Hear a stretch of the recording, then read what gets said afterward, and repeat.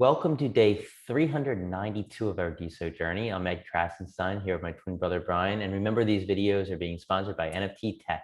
They are an investor in Clout Feed. So Brian, what is today's diamond question of the day?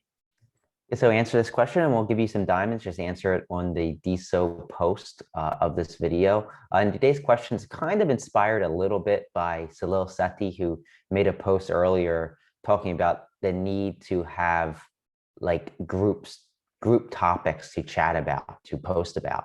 And so today's question is, what one feature would you want to see on Deso the most and why?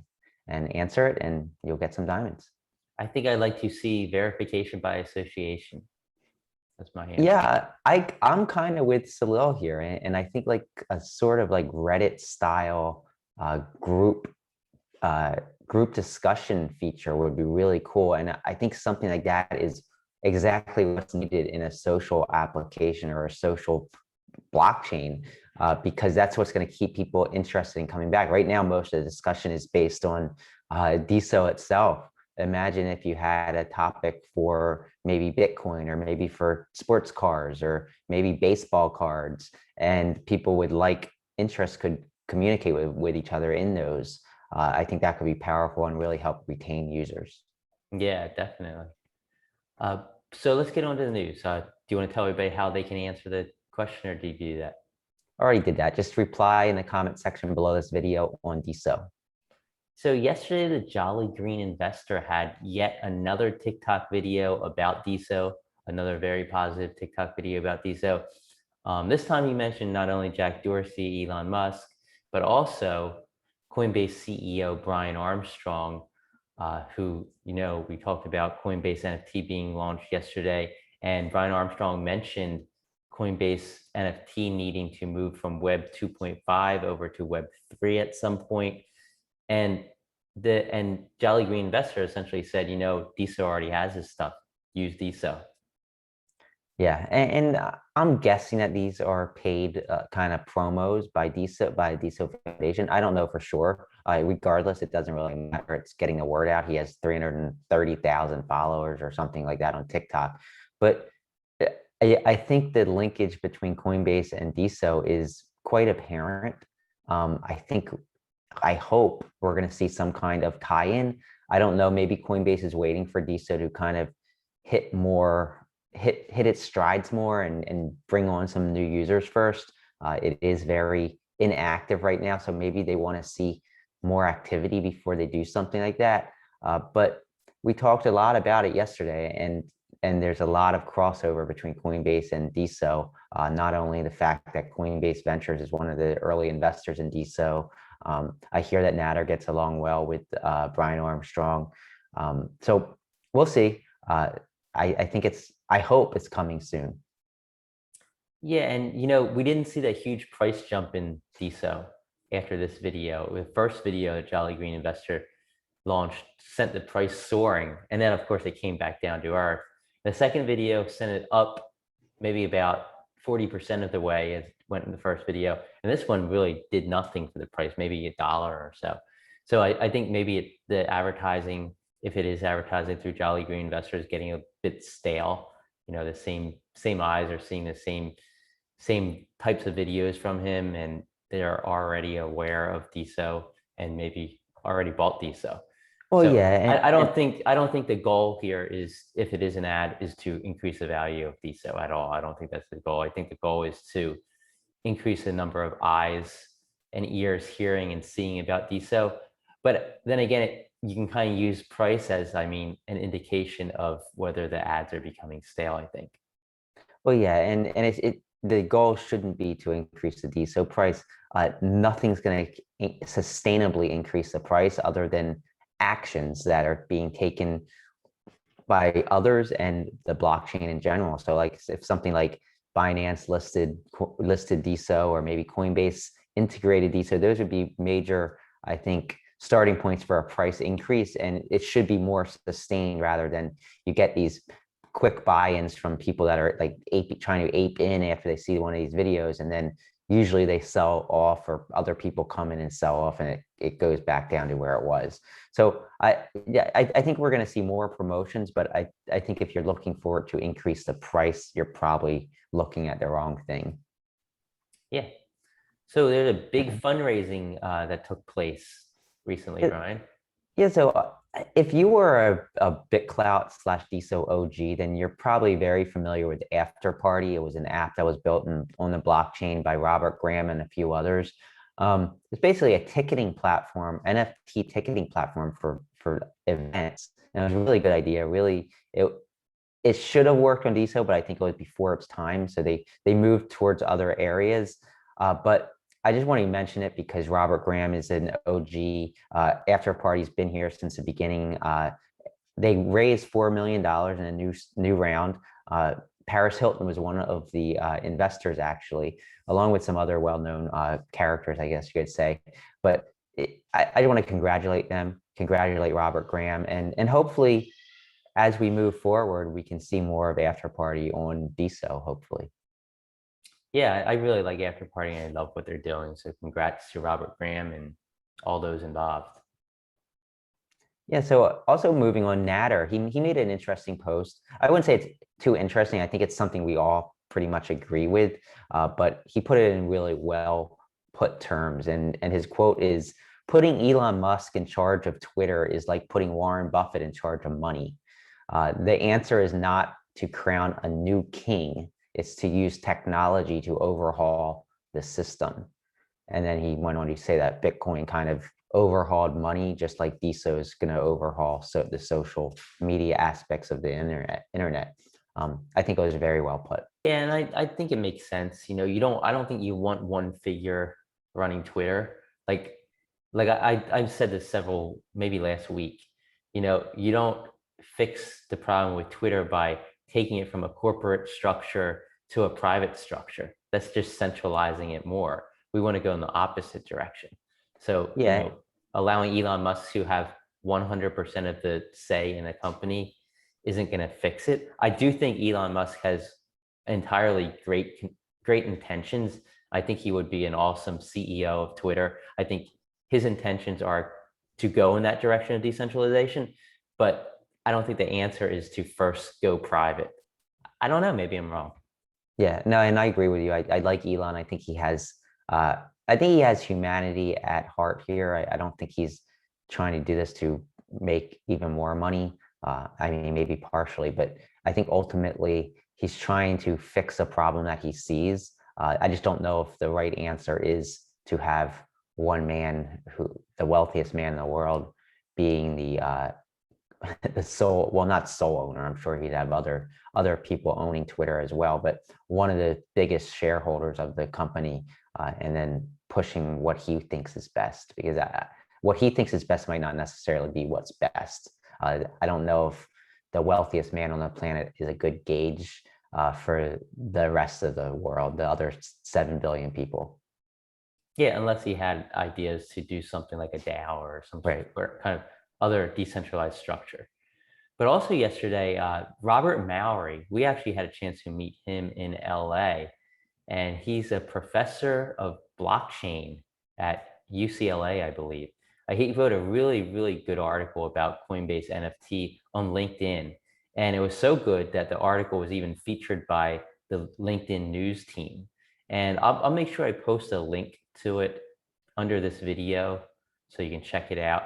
But it was a really good article. He mentioned Deso, and he also mentioned NFTZ as an example of NFTs being transacted on the Deso blockchain. And that's something we talked about a little bit yesterday is, Brian Armstrong's talking about the need to move Coinbase NFT to a Web3 direction so the comments can be decentralized, so the follower graph can be decentralized, and so that user identity can be decentralized.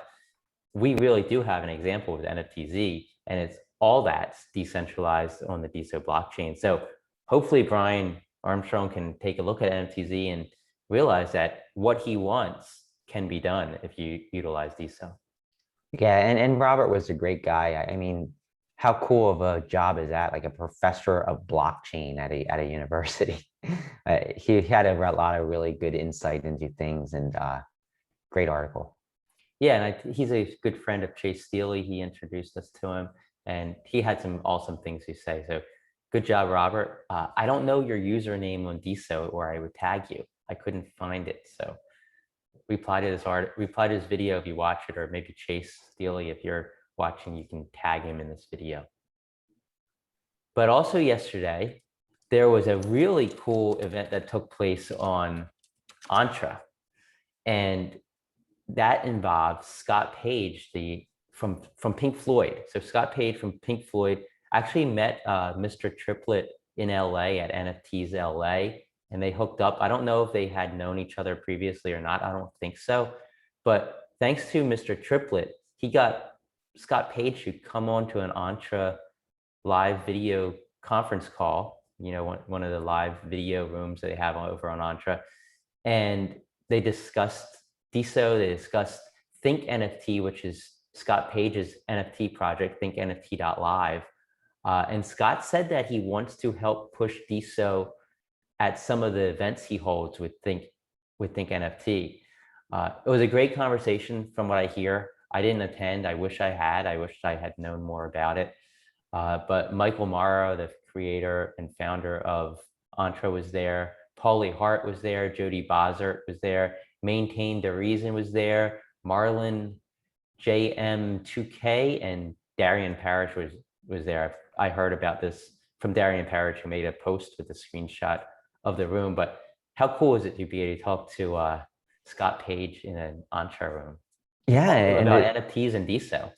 Yeah, and it's awesome that he said he wants to push it to other people as well. So hopefully he can onboard some people, just like Mr. Triplett onboarded him. And that's kind of what we're relying on, is a larger user base, and hopefully retain those users as this app ecosystem continues to develop and provide people with incentive to stick around. We have breaking news. Michelle Lord, Miss Katie Ann have finally met in person. It's great to see. Wait, hold on. Celebration. They, of course, are the co-hosts of Deso Chats. They hold Clubhouse rooms, Connect.club rooms, and they're both like great community members on Deso. It's great to see pictures of them finally getting to meet. Of course, I think Miss Katie Ann lives out in Texas, and Michelle Lord's in Tampa, Florida. So I believe they met up in Florida. I could be wrong, but it looks like they're having a great time, and it's just good to see.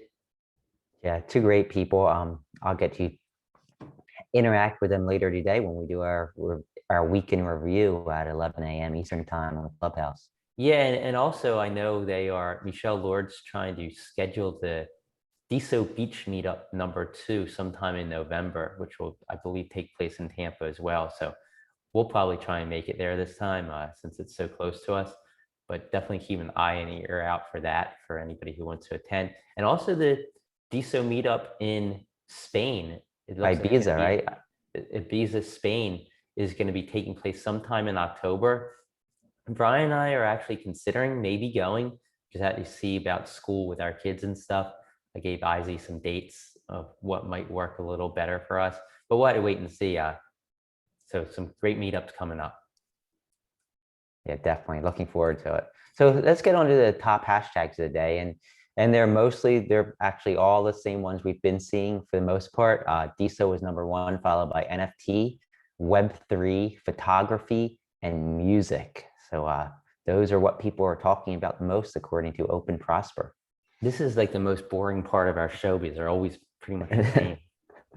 Yeah, we need some excitement. But talking about excitement, there's a little bit of excitement with Open Prosper's top earners in the last 24 hours.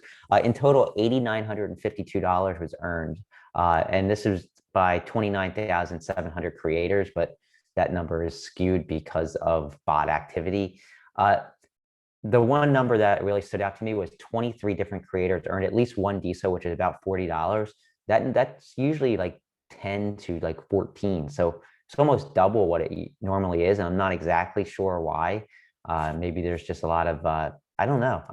I don't even want to guess. I think maybe there's some big diamonds given away, perhaps, maybe by Nader. But 4 creators earned at least 10 Deso, and that's like $400 or so. And Of course, two of those were actually three of the top four were actually Dow's. Dow earned $2,436. Supernova is $2,383. And of course, Seals, they have their own Dow, and they were number three, followed by Shady Acres, Spunk Art, M. Van Halen, Seals Vault, Vera Chica, Diego Robot, and Disruptpreneur. So a lot of activity around DAOs because Disruptpreneur is involved in the Seals DAO. Of course, Seals Vault is also involved in that. So I guess the idea is create a DAO and you'll get a lot of activity happening. Yeah, and I know M. Van Halen earned 6 diamonds from Nader, so that's how he got that. Nice. So, Congrats. so Open Prosper's welcome back page. They show the top accounts that have been absent for 30 days and have come back to take an action. Not the top accounts, all accounts, I guess I should say, but Esoteric has returned after a 47-day absent. She liked some posts by Ali Alexander. Cameron Harold, he had been going for 204 days. He's an OG of Deso, just like Esoteric. And he returned to, the only action he took was to sell the coin of Dr. Cat Cohen. I think it was like 0.23 or 0.28 Dr. Cat Cohen coin. And Brian Hawkins, who has 620,000 Instagram followers, he returned as well. And he liked some posts by Mark Bentley, who's been traveling lately, Cloutcast Unpaid Intern, and Ali Alexander. So Ali Alexander got some old people who come back on to like his posts, I guess. Well, yeah, and he's been semi-active or pretty active himself. I saw him come back. We actually profiled his comeback probably a few weeks ago, and since then he's been very active. So it's nice to see some people coming back and being active. Hopefully they remain active, and as things pick up, as we hope, it will keep them around even longer. Yeah, so two community events today that I'm aware of. At 11 a.m. Eastern Time on Clubhouse is a Deso Week in Review.